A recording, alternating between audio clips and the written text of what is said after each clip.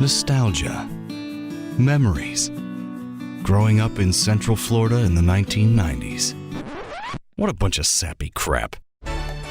It's the Sappy Crap Podcast, starring Steve Bauman and Jarman Day. Welcome to the Sappy Crap Podcast, where the names are changed, but the stories are real. I'm Jarman. And I'm Steve. That's right. The story's real, or at least how our brains have chosen to keep these things all these years. And we're here to tell stories that only two longtime best friends can. So let's buckle up for maybe some sweeter, nicer angst than usual. Yeah. And with the holiday season upon us, whatever holiday that is, there's holidays across the board in the winter season. It's a time of gifts and being together. And so we decided to talk this week about gifts. Yes. Gifts of the past, the present, and hopefully the future. That's true. That's true. So, Jarman, to open us up, what is the safe gift for your mom? Oh, God. I'm glad you brought that up. That was one of my points I wanted to talk about, because my mom, we've gone through ups and downs over the years, but generally she has everything she needs or wants. I mean, they make good money. She gets things that she needs, and she doesn't ask for much. And so at one point she said that she liked giraffes. And so for about 10 years, everyone just got her a giraffe for every holiday. So she has in her office now hundreds of giraffes all over her office. So, and I at the same time, in the past 7 years have been struggling to make my career, build it up and everything. So now I'm finally at a point where I'm comfortable. But it's for a long time there, I didn't have a lot of money. So she knew that. And so I had to give her considerate gifts, thoughtful things that didn't cost money. And so I wrote this point down, and I'm kind of running out of thoughtful gifts, like ideas for things that are just free and cheap. So I'm thankful that I'm finally making some money, but now I don't know what to get her. So she doesn't want any more giraffes. So the considerate thing is just a nice book, something sweet, a good card. I'm going to make a radical recommend here. Okay. We found them on Amazon for, I think, $20. La Crusette makes some really nice salt and pepper shakers. Problem is, she doesn't like salt or pepper, so that's the problem. She can just put sugar in both of them. That is true. She likes sugar. Is there a spice she does like? No. She likes things very plain, and that's just the way it is. Just put air in them. It's air. It's flavored air. It tastes like bread. Okay, well, never mind. My idea is terrible. But we found them, and they were cheap, and they're real nice. Is that good for your mom? Or is that your safe gift for your mom? I'm not going to say if it's a gift for my mom because she listens. Oh, yeah, that's fair. She's got to guess. She'll find out. It's like roulette. Spin the wheel, Ma. And what about for you? Like when you were a younger kid, what was like the thing you're most excited about getting for Christmas or for your birthday? There was always, my parents were always good at like wild card kind of things. Oh. Like I had things I asked for, of course, and then things I could expect, like various clothing items and that sort of thing. But there were always at least one or two kind of wild, weird things. Things that come to mind are, I think Christmas is when I got my tickets to go see Weird Al. Oh, that's wonderful. And I think on a different Christmas, I got tickets to go see Gallagher. Aha, Gallagher. He's gotten weird in his older age. Yeah. So just some of those like stranger, more experiential things. My parents always kind of had at least one of those up their sleeve. Like shrimp cocktail and quiche. Yeah, but something I wouldn't expect or ever ask for, but was still cool. And something that I greatly enjoyed. And very thoughtful, it seems like. Yeah, it's very good. And very thoughtful. Right. But nothing I would have ever thought to ask for. Well, I was very single-minded as a kid, so something I always just loved getting was a new video game. I'd open up that gift and it was a Sega Genesis game. I'd be overjoyed. A new Nintendo 64 game. I was just like, oh my God, this is amazing. I immediately want to go play it. I'd open up the rest of the presents, the socks and everything. I'd be like, wait, am I done now? Can I go play the game? That was the most exciting part. True. There was always at least one game. Mm-hmm. And we probably were playing it together, me and you.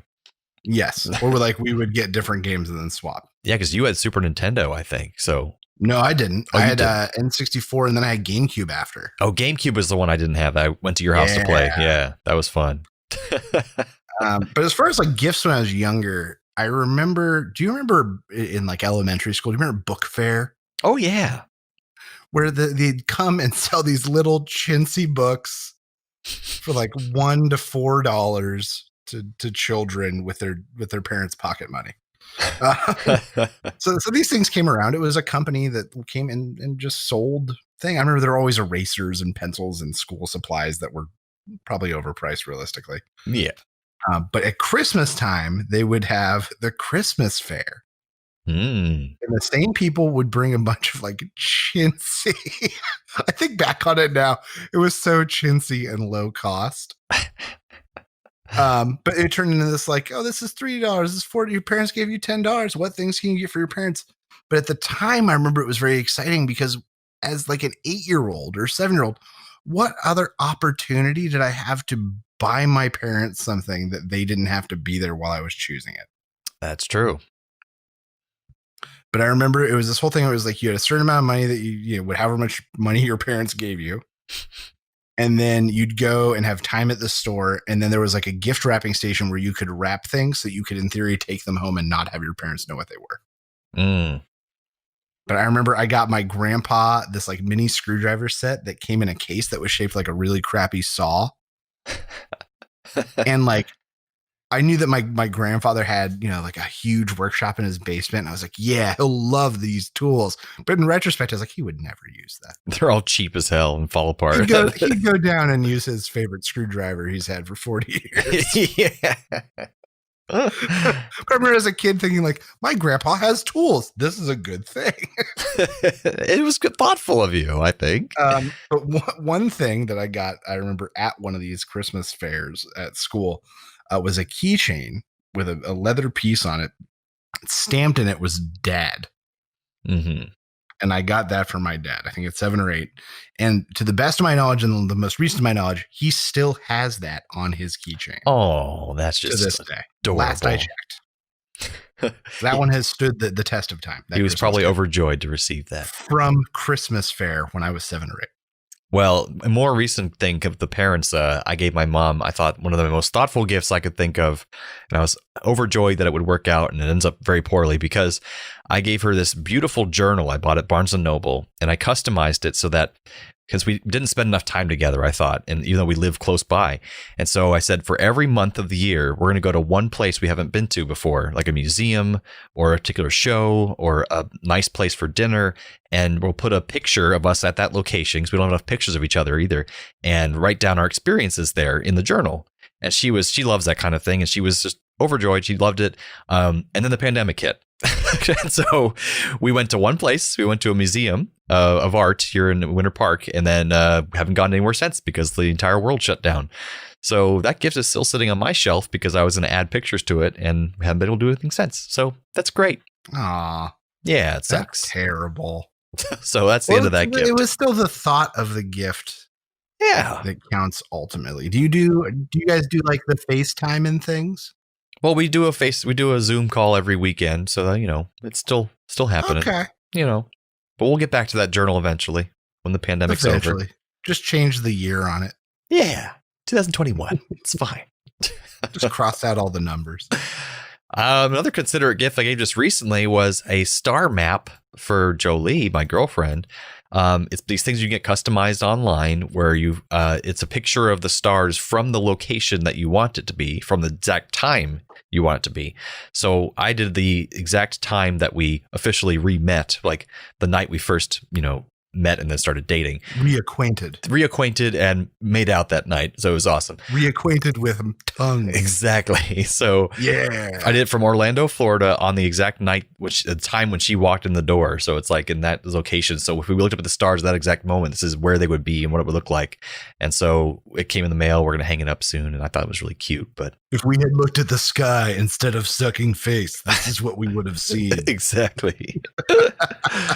Well, what about you? Any romantic gifts that you've given over the years? The first Valentines, I asked Anna, I was like, what's a good gifts I've gotten you? Because I feel like I'm a very practical and lackluster gift giver. Not that I try, I'm just not inspired. I'm just like, do you want that thing? No, tell me, do you want that thing for Christmas? I will get you that thing. So you're not a romantic is what you're saying. I mean, not really, no. That's all right. That doesn't have I to be. know some things she's likes, but I've also made some really bad missteps. Okay, here's a good one. Oh God. Great one. The worst gift I've ever gotten my wife. So when we were living, I think in Brooklyn, Anna said she wanted a leather jacket. Right. So I go on and I find this vintage leather jacket. It's a good price. It's in great shape. It's retro, which is right down her alley. I got it. I was so happy. And the whole time I said, everyone says don't buy clothes for your wife, but nah. I got this. I checked all the boxes. It got there. It was so boxy. Oh It no. was just way more masculine looking in person. Like super masculine. And I was like, I got you like a dainty men's leather jacket. She never wore it. It was so ugly and didn't go with anything. And I learned my lesson. You just don't buy your wife clothing. That makes sense. But then our first Valentine's, which is this was what reminded me of all this. She was living in the dorms at the time and wanted to make, I think, what her mom called 2-minute fudge. But she didn't have a microwave safe dish. So for Valentine's, I went to like a fancy store and got her a red mixing bowl and spatula to go with it. Nice. And then I filled it with, made it an ice bucket and filled it with red Izzy's. Oh. And then took it to her. It was like cute and romantic, but also practical. Yeah, it's both. Because she needed it. And we still have the spatula. It survived somehow all this time. But not the bowl. No, that didn't make the move from Brooklyn, I don't think. Gotcha. What are the best gifts that you've received? Well, there's really thoughtful ones that I've gotten I've never forgotten. I'm sure there's lots I am forgetting, but I'm sorry for that. Anyone listening to this episode who says, "Hey, that gift was really nice." I had a real tough time with it too. I'm sure my mom's gonna be like, "Well, we got him." Yeah. Well, one I don't gift even know what it's gonna be, but I know I forgot it. Yeah. When I think I turned 21 or 22, maybe when I graduated college at 22, my aunt and uncle Holly and Ray, they gave me 10, I think, books, 5 from each of them that were most influential to them or their favorite books, and they gave me their actual copies of those books. And then in the front page of each one, they wrote a little message as to why they liked that book or why it was important to them. And I've only to this day read 1.5 of them, and it's been 10 years. Human garbage. I'm just so bad at reading books, and I love reading books. I just don't ever leave myself time to do it because when I'm reading nowadays, I'm reading for work, so I have to read an audiobook before I read it and narrate it. True. And so, in practicality, you've probably read more books than a lot of us. That's true. I read books, I read classics. At least 1 or 2 a month, which isn't a lot for some people. My ex, she would read a book every 2 days, but I just don't have that kind of stamina. Oh, man, when I was commuting in New York, I'd read a book every 7 to 10 days. That's awesome. That's weird. Yeah, I wish it could be that way. Books. But yeah, that was just a really nice gift. And also my mom recently, I had a bonsai tree, at least one of them, throughout all of college and then all the way up until like maybe 4 or 5 years ago, and it finally died. So I haven't had one. And my mom last year gave me for Christmas, I believe, a bonsai tree. It was a different kind that's more like supposed to be easier to keep up.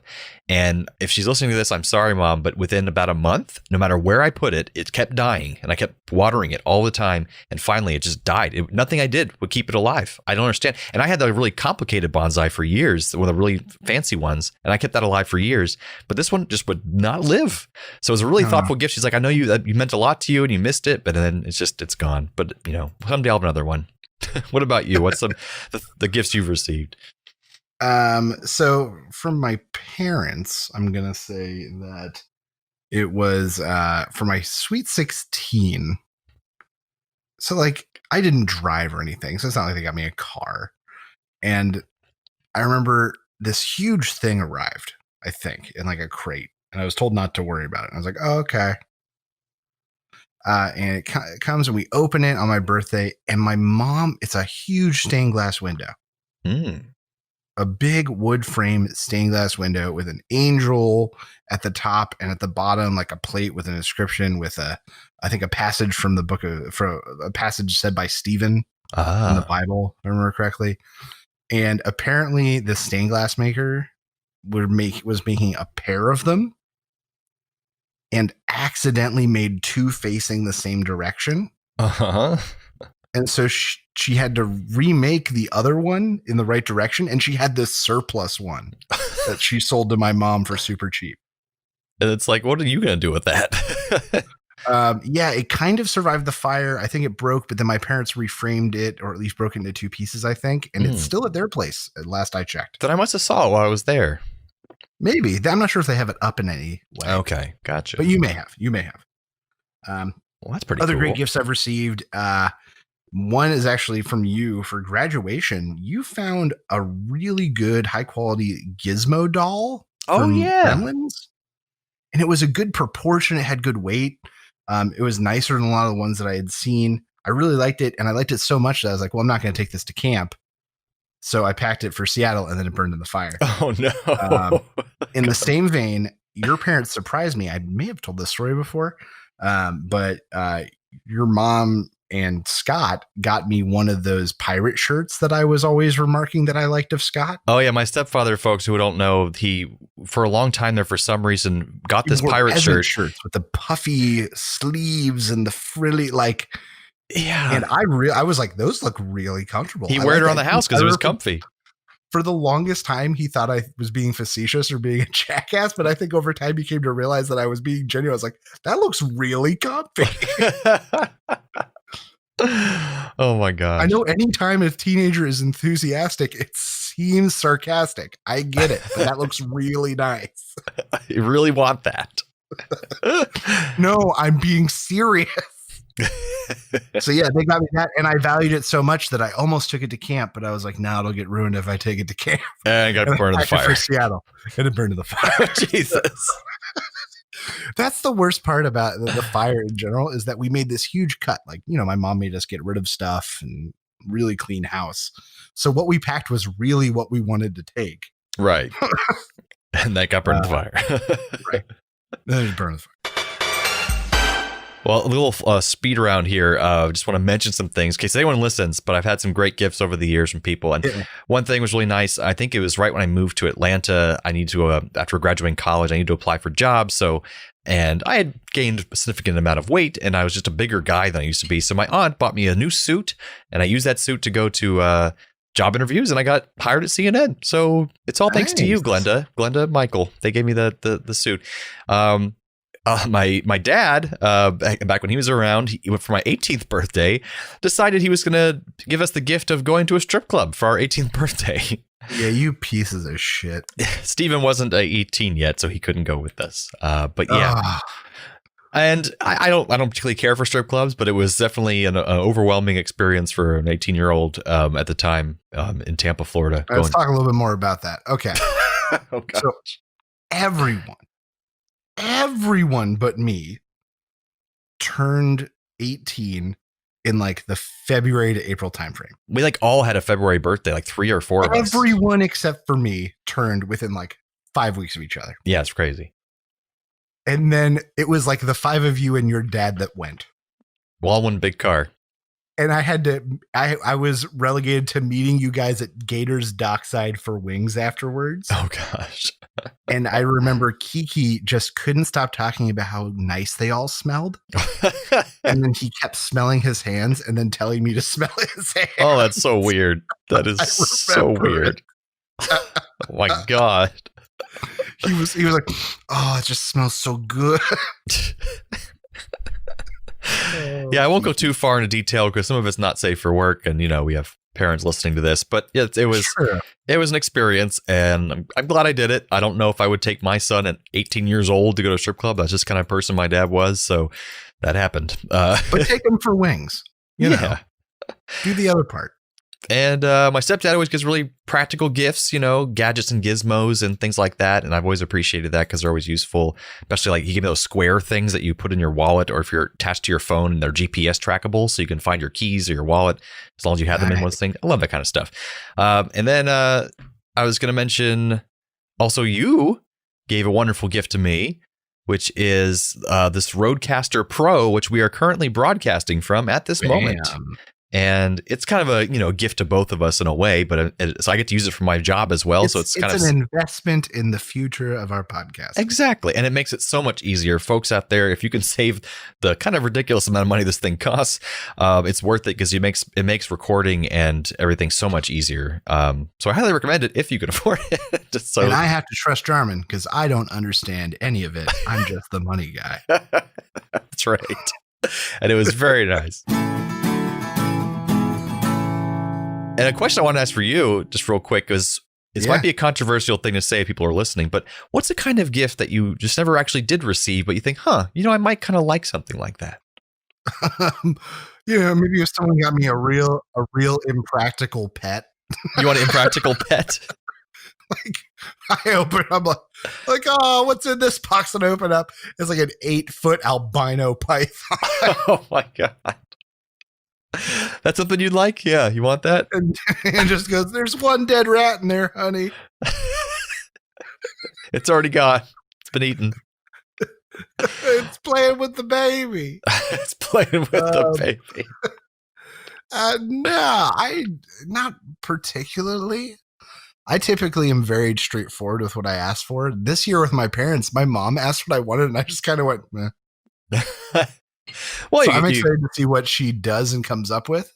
I feel like this could be the case, but you have kids and people start giving you just gifts for your kids, if that's kind of the thing that happens. Right. Let's get us something for them, or occasionally we need something to like a new pouch maker thing for us, for them. Yeah, exactly. To make your life easier. Gifts to ourselves to make our lives easier, the more practical gifts. That makes sense. I think for me, I was thinking about this episode and it's made me realize that something I didn't realize I wanted was that since I haven't had much money over the last 7 years, I've always been doing acts of service or a considerate gift to something that didn't cost anything, but just maybe someone's life a little easier, maybe, or just something that was really sweet. I think that's actually something I don't ever get because people always knew I needed things because I didn't have money. So they would get me things. That's true. So they'd get you the things you need, which is perfect. And I'm so thankful they all did that, especially my mom. She's helped me out so much of these past 7 years.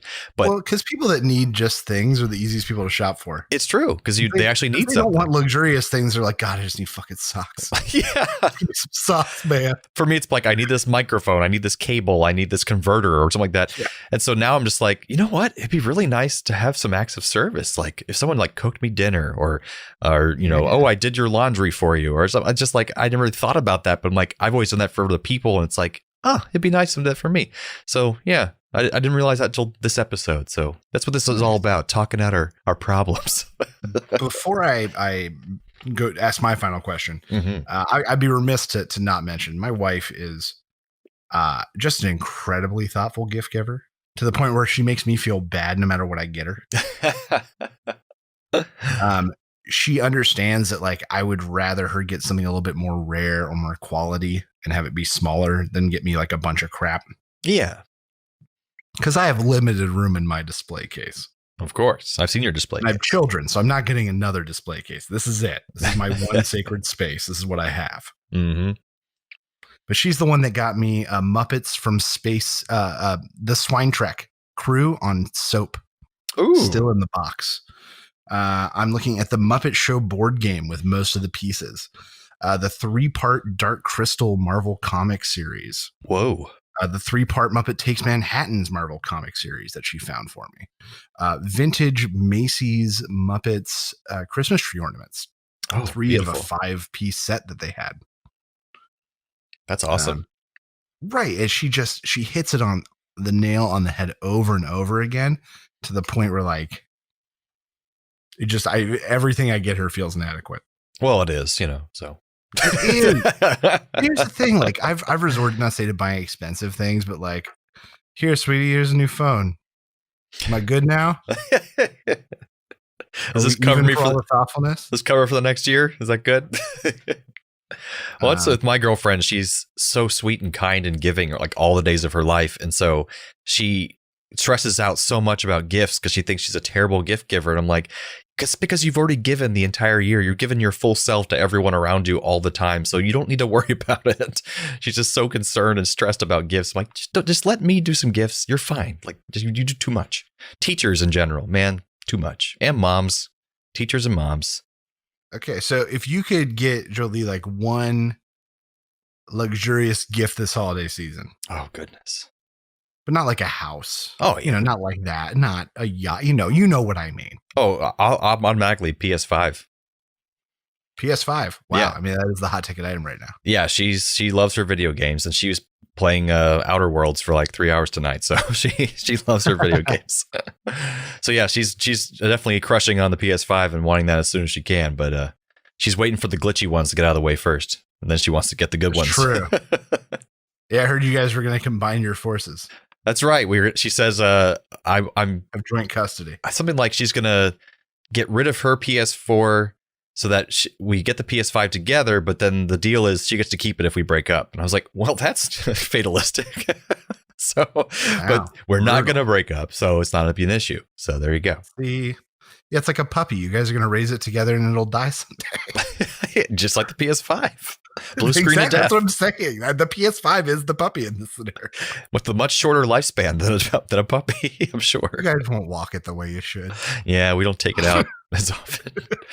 Don't feed it our tears. Don't give it a bath the way we need to. I wouldn't recommend that. So that's gifts, I suppose. I think it is. I think that wraps up our episode of the Sappy Crap podcast. That's right. Join us next week or next time for more angst of any sort that we come up with. We haven't even figured it out yet. Not yet, but thanks for joining us this delightful stumble down memory lane, and we'll see you in 2021. And don't forget, the good old days weren't always that good. This podcast was brought to you by A Play on Nerds.